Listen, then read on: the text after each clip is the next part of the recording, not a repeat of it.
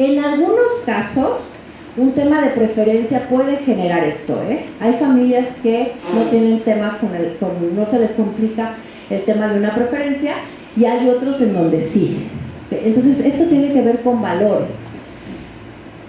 Por ejemplo, hay por ahí una entrevista de Adela Micha con el hijo de este narcotraficante de Colombia, Pablo Escobar, ¿sí? El hijo no quería ser narcotraficante y todo el mundo esperaba que fuera súper más sanguinario y violento que el papá, ¿listo? Y él negocia que puedan entregar a su papá, ¿no? Entonces, ese es un evento en donde él no está siguiendo con estos valores de la familia, ¿se fijan? Y él no quiere estar ahí, ¿ok? Eventos de desorganización son aquellos hechos que obstaculizan la dinámica familiar y que por su naturaleza y repercusión facilitan las crisis familiares.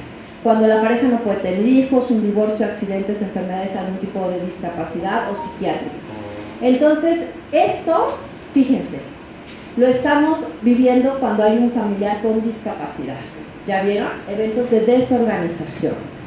Y lo vivimos todos en la pandemia, porque nos tuvimos que aislar, ¿sí o no?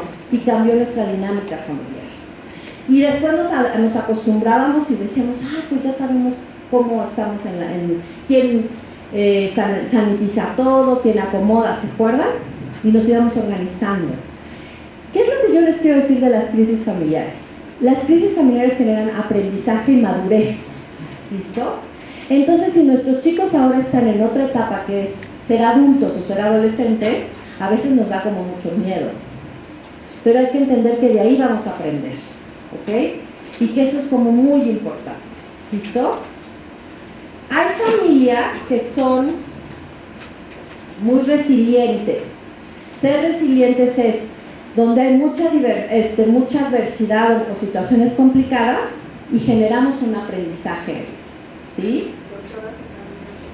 Sí, voy, sí. Mira, la Silvana está pilas, ¿no? Ella dice, ponte, sí, claro. Pero es que si me voy a la otra ya no me oye. ¿Qué pasó? ¿Que me espere tantito? Sí, claro.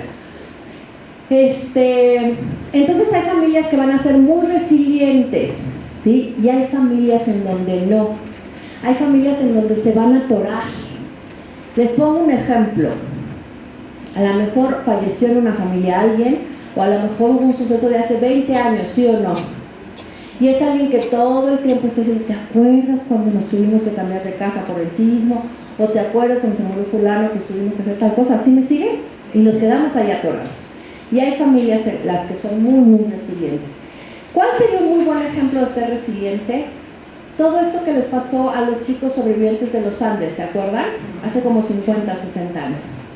Ese es un ejemplo maravilloso de actitud, de sentido de vida y de desesperanza, ¿eh? Y esto es complicado, fíjense. Cuando tenemos una situación compleja, podemos ponernos tristes y estar en algunos momentos, por momentos cortos, sintiéndonos como bajoneados, como tristes, como mal. Cuando dejamos de comer o ya no dormimos, entonces ya entramos en depresión, ¿sí? Y hay otros factores también ahí. Y cuando entramos en desesperanza es cuando decimos las cosas ya no tienen solución, ¿ok? Y ya no va a haber mejoría, ya todo va a ser negativo, negativo, negativo. ¿Sí se fijan? En este ejemplo en particular de los sobrevivientes de los Andes, que se estrellan, porque hay gente muy joven acá, que a lo mejor no leyó, no conoció la noticia. Fueron un grupo de muchachos que se estrellaron en la cordillera de los Andes y me parece que estuvieron 72 días en el frío. Y llegó un punto que tuvieron que comer carne de los muertos, ¿no? Que eso fue muy cuestionado, porque no había comida, ¿ok? Y después dos deciden bajar y piden ayuda. Los que tenían un sentido de vida son los que sobreviven, y los que se llegan en un punto de desesperanza son los que fallecen, ¿ok? Eso es para toditito mundo, tengamos o no tengamos un familiar con discapacidad. Lo que siempre tiene que estar de la mano de nosotros es el sentido de vida. Entonces los que sobreviven tienen el sentido de vida. Sí, Y los que no sobreviven, ¿qué dijo? Tienen desesperanza. Tienen desesperanza. Okay. Gracias. Perdieron la fe y las ganas de vivir, como bien dice Silvana. Y ojo, quien quiera me escribe un WhatsApp y les mando, hay una pequeña como resumen de lo que se vivió. Hay una película que no es tan buena, hay dos, una mexicana y otra de Estados Unidos.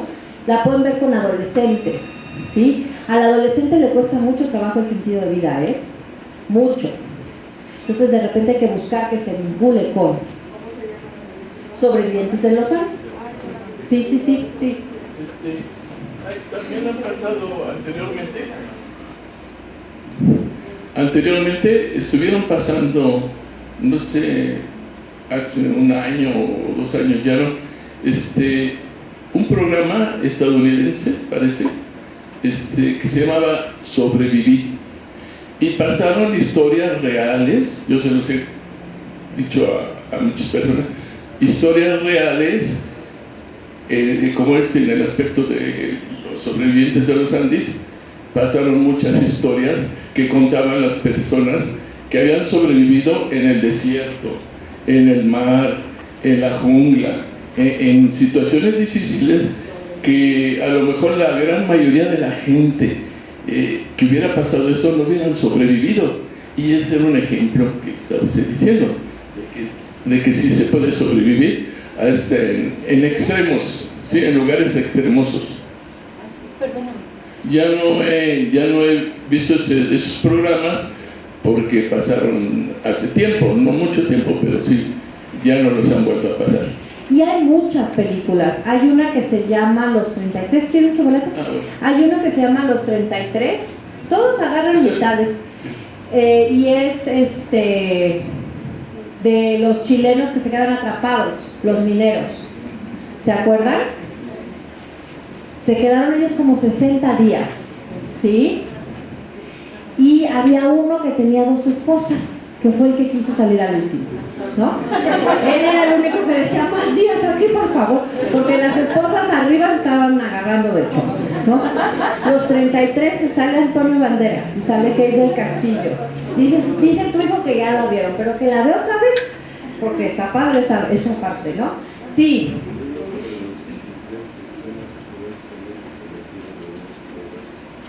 Esa no la he visto. Hay que acordarnos y la compartimos. Sí, hay muchas. Una actual ahorita en Netflix. Gracias. Una actual ahorita en Netflix es la de Somewhere. Me parece, así se llama, ¿verdad? ¿Cuál? Nowhere. Ok. Bueno, habla acerca de la resiliencia, ¿no? Y esta parte de que sale de otro país y todo lo que tuvo que pasar y todavía da a luz, ¿no? Lo que es en una caja en un contenedor, ¿verdad? Entonces sí es como que esta parte evolutiva, ¿no? Porque no nada más fue lo triste que pasó, la tragedia, sino todavía evolucionar y volver a crecer y volver a... No, por eso, que da a luz y también había perdido otra hija, entonces fue como que cambio de chip, ¿no? Ahora sí que una evolución total. Miren, por ejemplo, con los adolescentes podemos mirar la película y preguntarles qué te gustó, qué no te gustó, qué aprendiste, ¿no? Y también con nuestros chicos con discapacidad, porque de repente ellos también están mirando ahí y pueden pescar cosas, ¿no? ¿Saben qué está muy padre ahora? La exposición de Ana Frank en el Museo Memoria y Tolerancia, ¿sí? Yo sé que cuesta, pero a los chicos con discapacidad les hacen un descuento, ¿no? Y recrearon todo el departamento de Ana Frank con las 8 personas que estuvieron ahí. Tú puedes hacer como el recorrido y además a mí lo que me llamó muchísimo la atención son las sonrisas de ella, ¿no? Ella estuvo más de 700 días encerrada, ¿no? No le podían jalar al baño, ¿listo? Tenían que estar ahí, no podían hacer ruido para no ser descubiertos.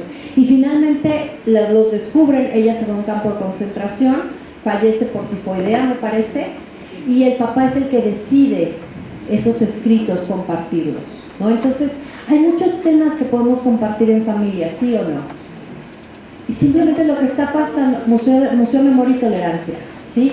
La entrada solo a la exposición de Ana Frank cuesta 65 pesos, ¿no? Ya el museo cuesta como 140, ya si ven las dos cosas son como 200 pesos, no es tan barato desafortunadamente. Pero a los chicos con discapacidad seguramente con su credencial les hacen un descuento. No sé si es un descuento o entrar gratuito, hay que checar en la página. Pero vale mucho la pena, ¿saben? Porque hoy en día ya vivimos de una manera muy aislada y lo humano ya no lo tenemos. No sé si me explico. ¿Se fijan? Esta parte de mirarnos a los ojos, esta parte de decirnos y agradecer, ya no lo tenemos. ¿Listo? Gracias por esos suspiros, ¿no? Entonces hay que vivirlos. Ahora sí le adelantamos. Ahí vamos. Fíjense, estos son los diferentes tipos de afectos que pueden estar en las familias, ¿ok? Yo les puse por ahí como palabras claves, ¿sí? Uno es el posesivo. ¿Cuál es el posesivo? Cuando decimos, Blanca que tiene una discapacidad, solo come con Silvana, ¿sí? Si no está Silvana, no come. ¿Han visto? Silvina, perdóname, hermoso. Y entonces, de repente decimos, es que solo conmigo entra bien a la escuela, solo conmigo se porta bien, ¿no? Y ese solo conmigo nos da poder, ¿ya vieron? Pero es desgastante. Muchos papás y mamás con hijos con discapacidad tienen algo que se llama burnout. Qué elegante, ¿no? Ustedes digan, tengo burnout. Ahorita que se los expliquen van a ver que no está nada elegante, pero se oye bonito, ¿no? ¿Alguien sabe qué es el burnout? El síndrome del quemado, el papá cansado, el papá agobiado porque depende del niño nada más de él, porque no lo dejamos, porque quiero tener yo el poder, pero eso a mí me desgasta, porque es 24/7. ¿La oyeron? Sí. Es estar quemado, agotado, un agotamiento crónico. ¿Han visto? Cuando nosotros nos íbamos de campamento en La Paz, las mamás nos decían, 2 semanas se lo van a llevar. No puede ser. No podemos vivir sin él, no va a poder comer sin nosotros. ¿Y ustedes creen que les preocupaba con las francesas comer o no comer? Claro que no. Comían resabroso, aunque comíamos todos los días frijoles negros, papas con jitomate y salchichas, ¿no? 15 días comíamos lo mismo. Pero lo comían, ¿no? Y la pasaban sensacional. Entonces, el burnout es cuando estamos quemados, cuando estamos agotados. Y estamos hasta la bisabuela y la mamá, ¿no? Y nos sentimos re mal, ¿sí o no? Y entonces despertamos y decimos, ¿a poco ya es hora? ¿No? Y no decimos 5 minutitos, como quisiera 1 hora, ¿no? De dormir más. Entonces, no hagan esto de decir solo conmigo o solo si estoy yo, porque eso no es sano para ustedes ni para el chico. ¿Ok? A lo mejor le va a costar más trabajo comer, estar, convivir con alguien más, pero también ustedes pueden ir a la tienda y pueden hacer cosas. ¿Listo? Que eso es muy importante. Entonces, el posesivo hay censura. En el posesivo criticamos, ¿sí? En el posesivo decimos, híjole, es que a veces, yo esto respiré, decimos, es que ese camp, yo estaba en otro camp que vieras cómo me gustaba y ahora me cambié de casa y me toca ¿no?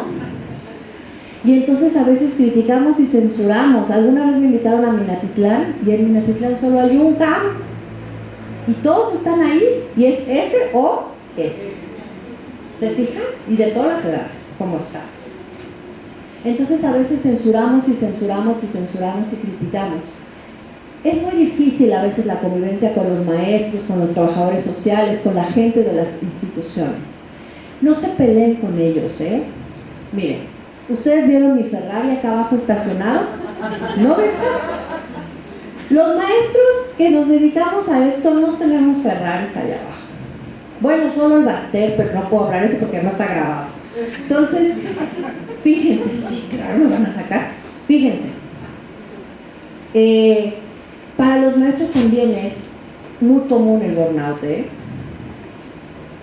Y entonces es difícil esa parte, porque no hay muchos apoyos y hay una carga administrativa excesiva, ¿sí?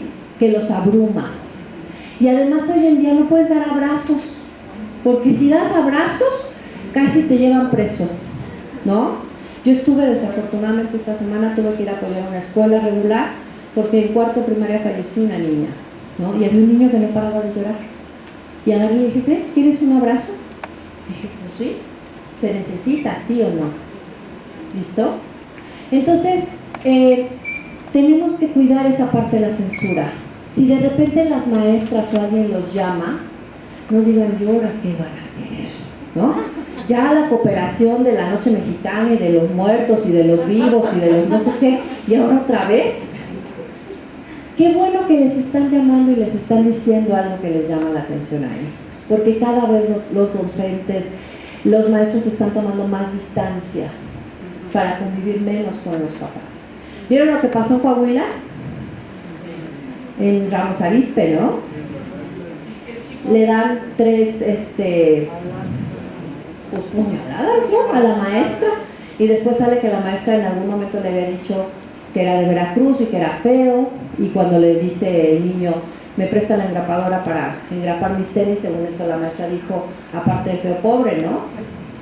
Yo tuve maestros, yo hace millones de años estudié una carrera de danza, y tuve maestros que me pegaban con los palitos de tambor aquí. Imagínense, ese maestro se murió sin irse a la cárcel, ¿no? Porque era malísimo. O sea, en Chiapas había maestros, les juro, que ponían corcholatas y pintaban a los chicos de secundaria. ¿Listo?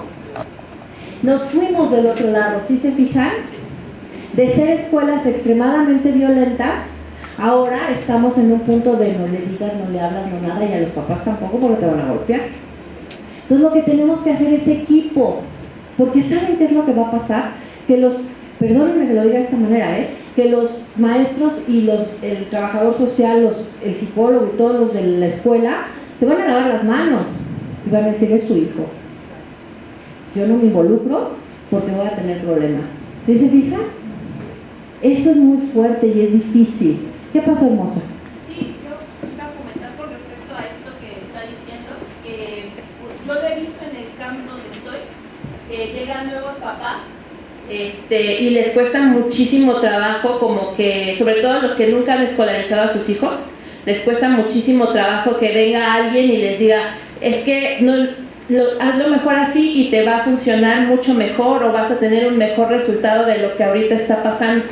A mí, mi hijo era muy reactivo, era muy berrinchudo, y yo recuerdo muy bien que el primer 10 de mayo, primero entro muy contenta, mi hijo me da un regalito y después a la hora que yo tuve que salir, él me fue correteando hasta la puerta, hizo un berrinche horrible y de entrada que me dijeran feliz día mamá, salí, que me metieron una regañiza a las maestras, y pues salí sintiéndome pues acabada, ¿no? Pero pues obviamente con trabajo constante y escuchando todas las sugerencias que me fueron dando, pues ahorita mi hijo es otra cosa. Y ahorita cuando entran las mamás es lo que yo les digo, tienes que entrar con la mente abierta y dispuesta a escuchar y a tomar todas las recomendaciones que te dan. Y sí, al principio te van a tundir porque hay muchos errores que nosotros estamos cometiendo, pero pues obviamente ya al hacer equipo con los maestros y escucharlos va a ser más fácil nuestro trabajo y también el de ellos en la escuela. Y me voy a quedar un poquito acá para que salga también lo de acá, ¿vale? Aprovechando que ya, muchas gracias. Estos chicos, ¿aquí están? No, agarre primero. Sí, porque si no se acaban. Sí.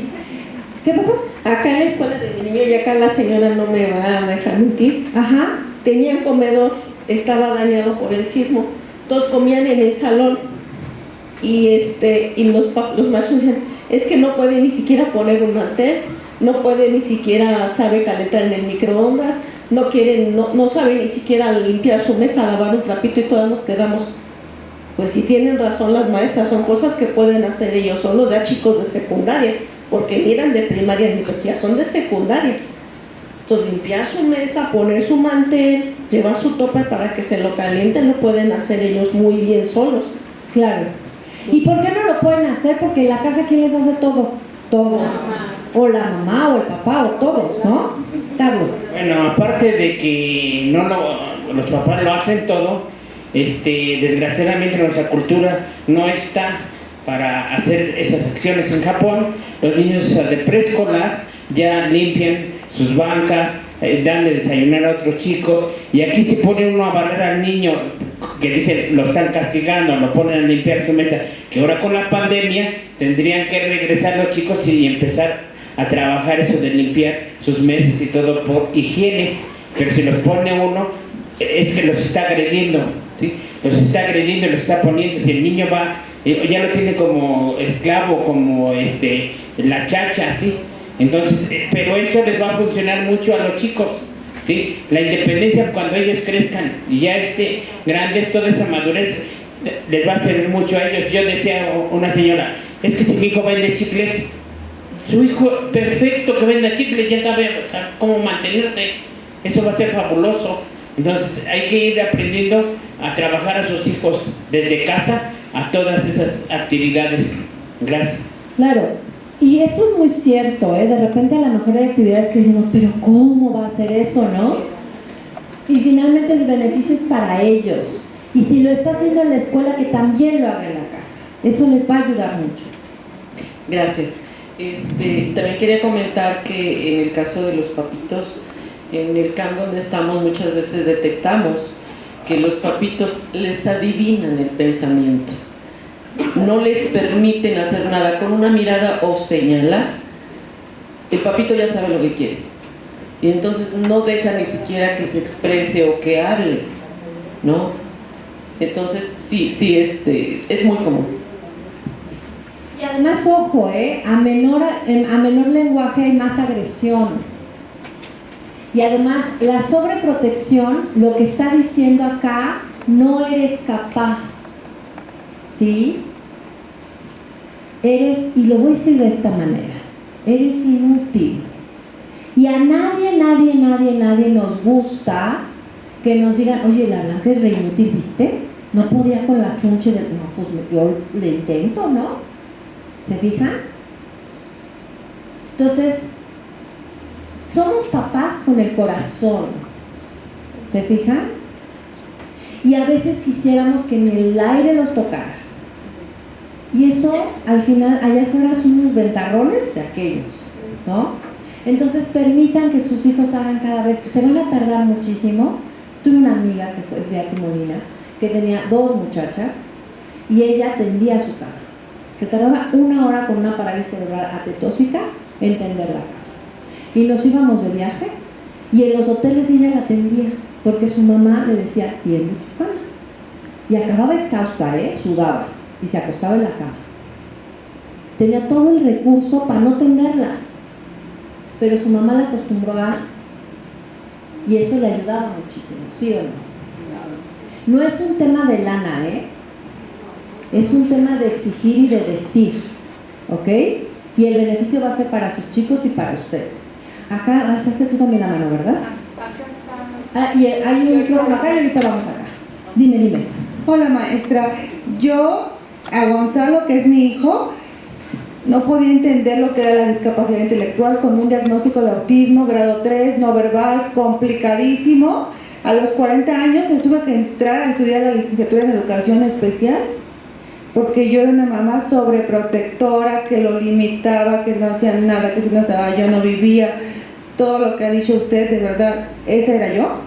Ahora Gonzalo estamos en el camp número 1, está en segundo de secundaria, pone su tapete, hace su cama. Yo no lo despertaba hasta que ya estuviera todo listo para que no se enojara. Pero pues entonces es un tirano. Ahora cuando se despierta su hermana, se despierta él. Todo hace igual que la hermana. Pero no fue fácil, en mi caso no fue fácil entender la discapacidad de mi hijo. Tuve que entrar a estudiar a los 40 años con compañeras de 20 años y con una inmensa tristeza. Pero he aprendido que hay que educar sin miedo.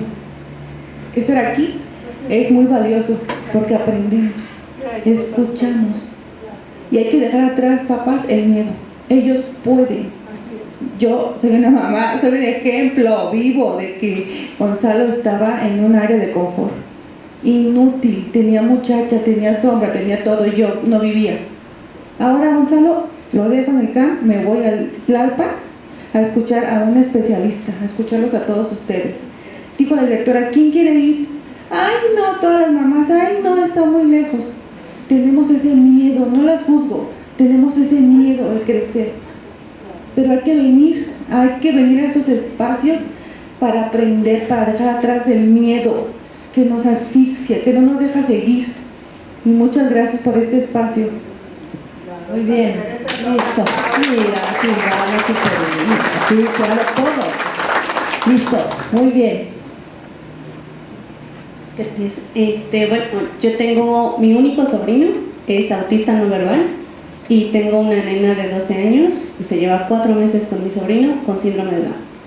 Sus primeros 2 nietos de mis papás, pues los dos son con discapacidad, y mis papás son muy protectores en extremo, nosotros también. Cuando llegamos al camp, ellos empezaron a hacer las cosas por sí solos, y recibíamos comentarios de ¿cómo es posible que en la escuela sí lo hace, guarda sus toppers, no pierde nada, y en la casa llega y todo me avienta a mi hija? Entonces siempre había tenido ese conflicto con su papá, de que llegaba y me tiraba todo. Ahora con mi pareja, que él es el que me dice, oye, en la casa llega y todo avienta, y la veo en la escuela y todo guarda, algo está pasando. Y es efectivamente eso, nosotros los limitamos porque por muchos años fueron pues los únicos 2 nietos, y los 2 con discapacidad. Entonces siempre era el duelo constante. Mi sobrino dejó el pañal a los 7 años, mi hija lo acaba de dejar hace como 2 meses, y siempre eran, es que entiéndelos, es que pobrecitos, es que no van a poder, es que qué vamos a hacer. Y ya dentro del camp, pues sí vemos el avance de que las maestras, hazlo tú, y lávate tú, y asístete tú. Mi hija, cuando ya en los últimos meses, era de, aquí está tu pañal, cámbiate por favor, aquí está tu pantaloncito, porque yo no te voy a cambiar, la maestra y la niñera. Y yo decía, bueno, ¿cómo es que en la escuela puede hacer eso? Y definitivamente el conflicto es mío, y sobre todo de mi mamá, que tomó el rol así como de nadie los toque, nadie les hable, nadie haga nada, porque pues son así como de cristalito y se rompen, son intocables. ¿Qué edad tiene tu hija? 12 años. 12, fíjense, 12 años en el control de esfínter. Fuerte, ¿no? Muchas gracias. Ahora, hay algo bien importante, por eso es bueno escucharnos, y a mí me sirve mucho para explicar. Hay algo que se llama conmiseración, y la conmiseración es terrible, ¿eh? La conmiseración es hacer que el otro sienta lástima de mí, y yo sentir lástima de mí. ¿Listo? Y eso es bien fuerte, porque entonces estamos perdiendo toda valía.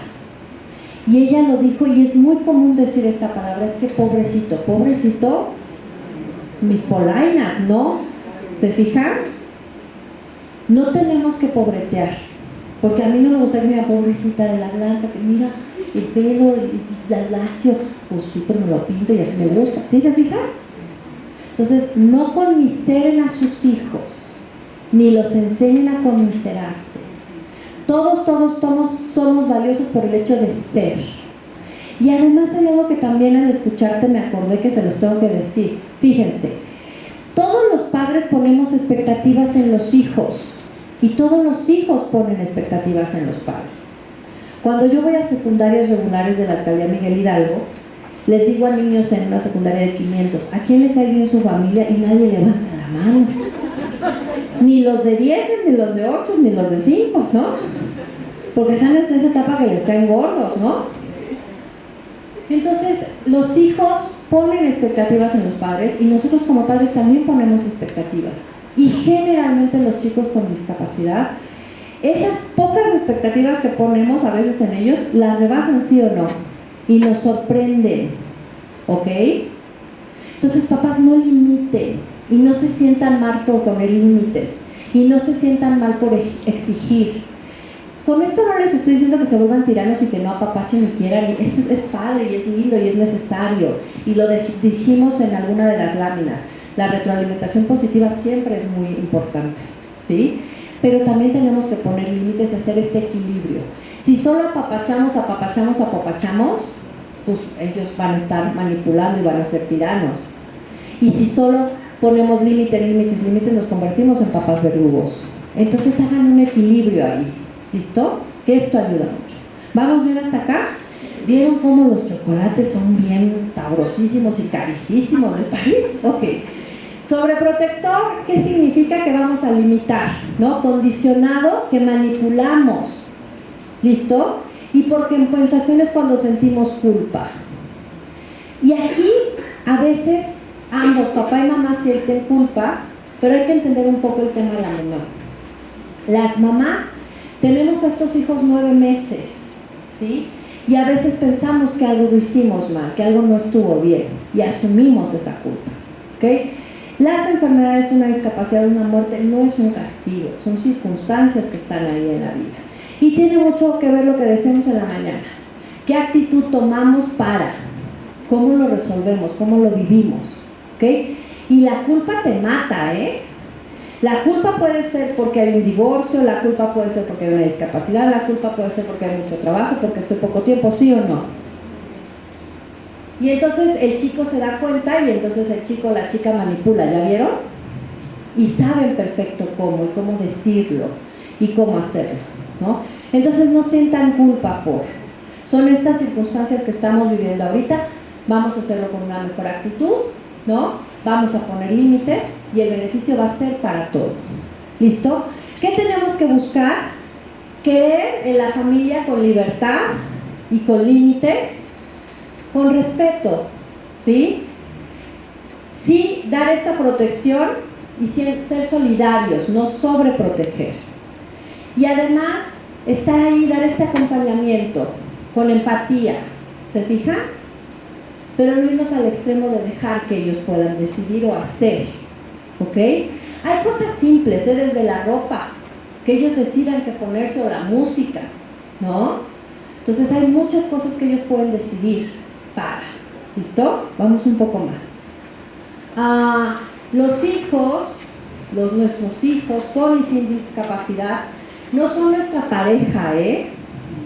Ellos tienen que dormir en su espacio, no deben de dormir con nosotros, ¿sí? Eso es muy importante. No son nuestros amigos, tenemos que poner límites. Y no tenemos que mirarlos como una carga, sino es parte de esto que está sucediendo en este sistema familiar y que tenemos que permitir que los otros también participen, ¿ok? Ellos no son tontos, se dan muy bien cuenta de las cosas, de qué sí pueden hacer y de qué no. Y nos van midiendo, ¿eh? Y saben perfecto. Y a veces hay otra parte que es cuando ya no miramos. Y a lo mejor yo puedo estar al lado de ella, pero estoy todo el tiempo con el celular y no la miro a los ojos. ¿Han visto estos memes que dicen, escúchame con los ojos? ¿Sí? Y entonces ya no estamos mirando lo que sucede. Hace muchísimos años, de APAC me pasé al Teletón. Fue como pasarme de la Coca a la Pepsi, hagan de cuenta, ¿no? ¿De la qué? De la Coca a la Pepsi, ¿no? Yo estuve en APAC, perdón, y nada que ver. APAC tiene un índice de superioridad o en humanismo, atención, que Teletón. Pero, Esa es la verdad. Yo estuve 5 años. Yo estuve 9 en APAC y 4 en Teletón, o 5. Pero en Teletón no había nada, empezamos de cero. Y había un chico que usaba su silla de ruedas, se llama Carlos. Y entonces él entraba a la oficina muy linda y jugaba con el apagador. Lo apagaba y lo prendía. Y la mamá le decía, no, Carlos, no, porque apagas la luz y se va a enojar la señorita, ¿no? Y entonces yo estaba intentando hacer la nota, porque el sistema de cómputo era todo un rollo. Si tú no hacías la nota y no cerrabas, no podían pasar con el otro servicio, y entonces todos estábamos así, ¿no? Volviéndonos locos con las computadoras. Y entonces de repente yo volteé y le dije, no, Carlos, no. ¿Se fijaron? ¿Cómo era la voz de mamá? La voz de mamá era suave, tierna. No, mira, no, se va a enojar. ¿Sí se fijan? Y la mía era firme. Ahora, voy a ser muy honesta con ustedes. En ese tiempo yo no tenía hijas. Y yo era bien bruja con los papás, ¿no? Cuando no, eres especialista, eres docente, eres lo que sea, y no tienes hijos, eres así como, ¿no? Y ya que tienes hijos dices, ah, sí está bien cañón esto, ¿no? Cambia, ¿ok? Porque ser papá es lo más difícil, tal cual, ¿eh? Tengo 2 hijas ya viejas y yo digo, a ver, ¿cómo hago con estas? Y cuando pienso, Blanca, piensa, no son tus hijas, ¿qué harías? Funciona mejor, ¿listo? Porque somos papás con el corazón y perdemos objetividad. Por eso nos ayuda mucho tomar distancia y a ustedes les ayuda mucho escucharse. Eso sirve mucho, papás, ¿ok? Porque dicen, mira, los abuelitos cómo sobreprotegen a estos 2 nietos, ¿no? Y qué fuerte. Y entonces decimos, yo pensé que yo sobreprotegía, pero no, yo creo que estos sobreprotegimos súper más ellos, ¿no? Entonces, esta es parte de poner límites y hablarlo, cuesta mucho trabajo y es todo un proceso, pero va llegando, ¿listo? Nuestros hijos no ven, o sea, no porque tengan una discapacidad no se dan cuenta, claro que se dan cuenta y claro que miran y toman conductas y a veces se vuelven muy violentos porque hoy en día las familias son muy violentas, ¿listo? En niños de primaria, en pandemia, el 60% de los hogares eran violentos. Imaginen todos ustedes, niños con chicos de primaria, el 60% es hasta por acá, ¿sí o no? ¿Ya vieron? En México los noviazgos, el 70% son violentos. Entonces todavía más para allá, ¿sí se fijan? Entonces, tenemos que trabajar mucho en el tema de la violencia, en las familias y en las escuelas, ¿ok? Y tampoco, y esto está muy fuerte, ¿no? No son un bote de basura de emociones. Porque sí es cierto y a veces nos desquitamos con ellos. Así como está esta parte que solo apapachamos, también a veces por este burnout que estamos cansadísimos, a veces jalamos y hacemos y te cargo y te llevo, y ¿sí se fijan? Y nos desquitamos. Entonces, ¿qué podemos hacer como papás? Respirar. Hay un ejercicio que les va a servir mucho, que es muy sencillo. Vamos a inhalar, exhalar, inhalar, exhalar, inhalar, exhalar 3 veces en bloque y eso lo vamos a hacer 8 veces al día para estar mucho más regulado, ¿sí?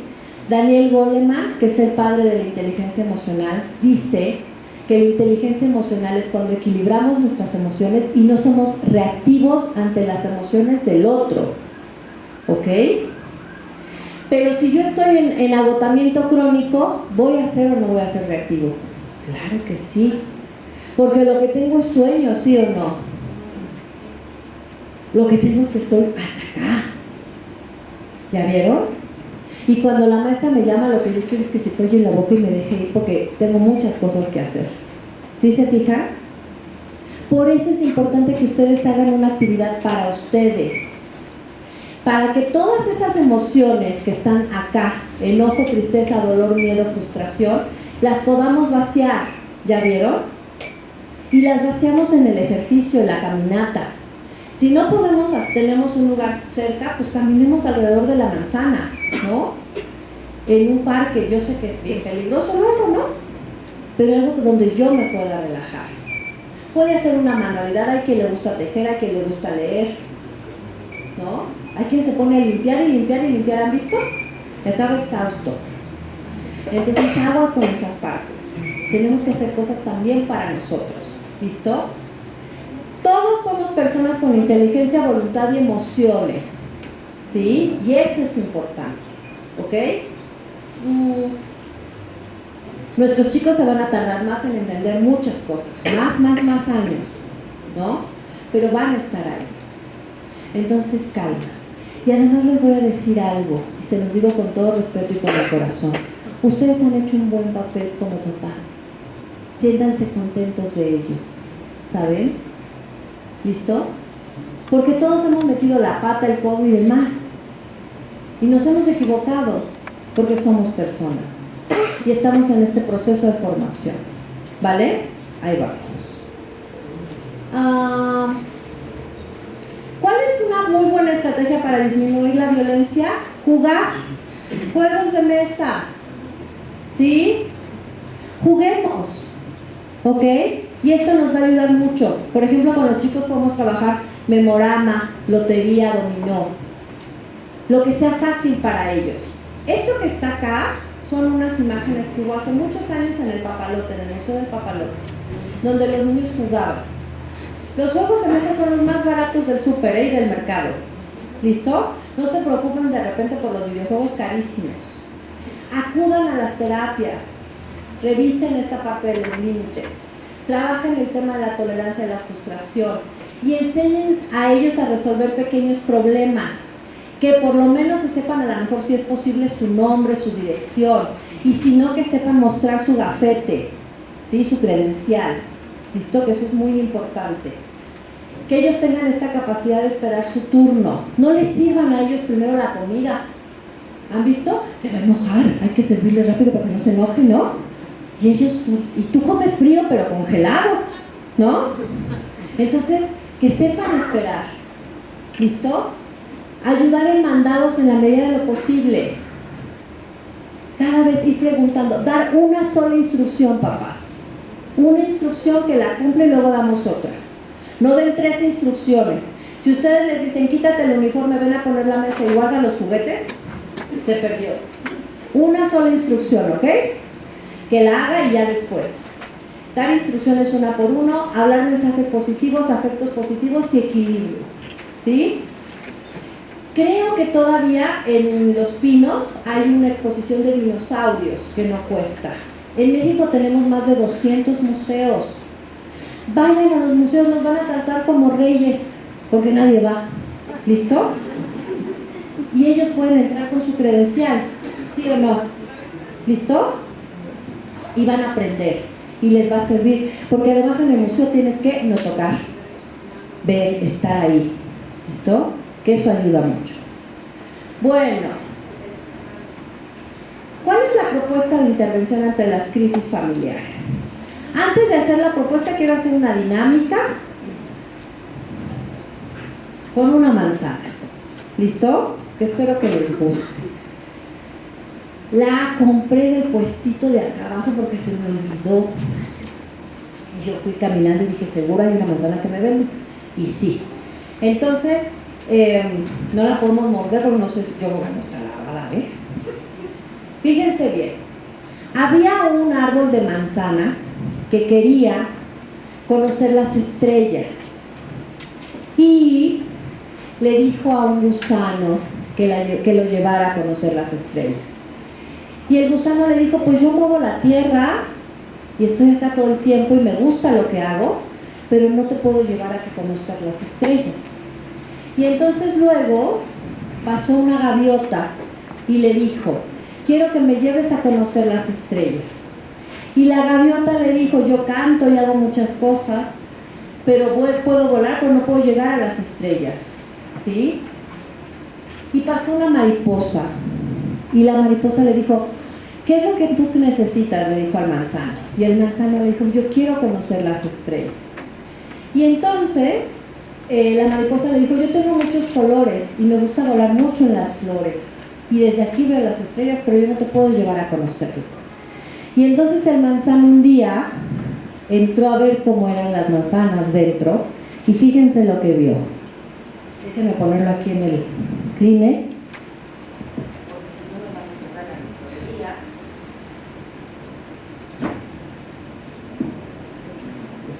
Él descubrió que dentro de él estaban, ¿qué?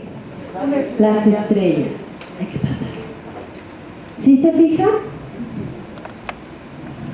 Ustedes como papás y sus hijos, con y sin discapacidad, tienen muchas estrategias y herramientas internas. ¿Listo? Pero a veces, ¿qué pasa? No las miramos. Y solo miramos, ¿qué? Los no. ¿Se acuerdan que con eso inicié? Y no miramos los sí. Vean qué cosas tienen ustedes de fortalezas.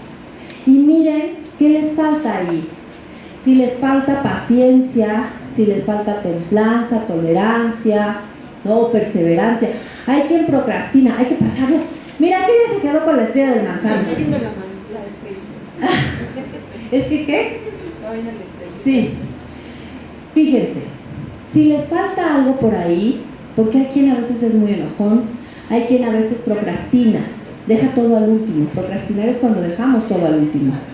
Busquen en Google, ¿sí? Frases para la paciencia, frases para la tolerancia, frases para la organización, frases para no procrastinar. Busquen. Y entonces ahí van a aparecer muchísimas, ¿sí o no? Y escojan una. ¿Qué pasó? Es que dice el Señor que no nos vayamos a comer la estrella. Digo, no es la única que no nos vamos a comer. Le comemos el alrededor, ¿no? Porque...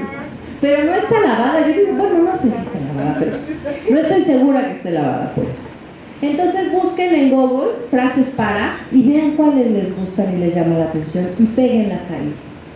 A lo mejor soy un papá o una mamá que todo el tiempo estoy, ya te dije, no sé qué, ¿ya vieron? Entonces buscamos frases para el reconocimiento, ¿no?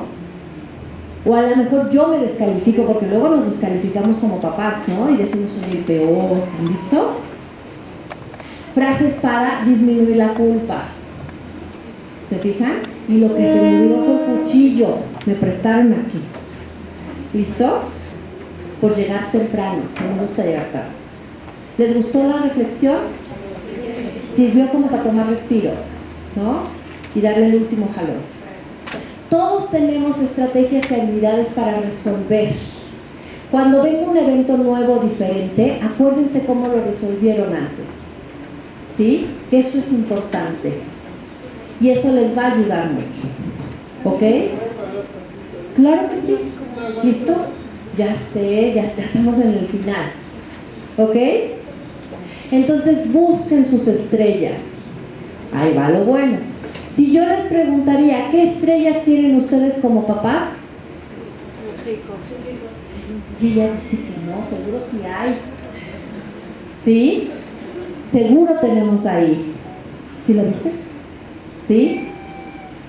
Entonces busquen sus propias estrellas y reconozcan también. ¿Listo? Y vean en sus hijos. ¿Ok? Y a lo mejor de repente decimos, es que es el mejor para hacer berrinches, ¿no? Es como actor. Bueno, pues a lo mejor busquen una casa de cultura y busquen, aquí está hermosa, no te preocupes.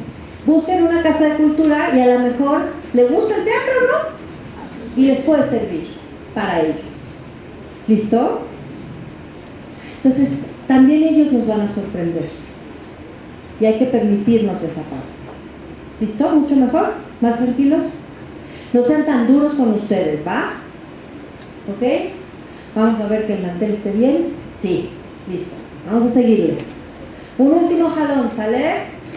Y ahorita vemos si hacemos un ejercicio para que descansen un poquito. ¿Cuál es la propuesta de intervención ante las crisis familiares? ¿Qué es lo que nos ayuda? Primero, que no nos dé miedo el tema de la crisis, porque la crisis va a llevar a aprendizaje y madurez, ¿ok? Y la propuesta va a ser mirar qué tipo de evento es. Si es un evento que tiene que ver porque alguien ingresó al sistema familiar, porque salió, porque es un tema de que no nos organizamos, de que no estamos hablando.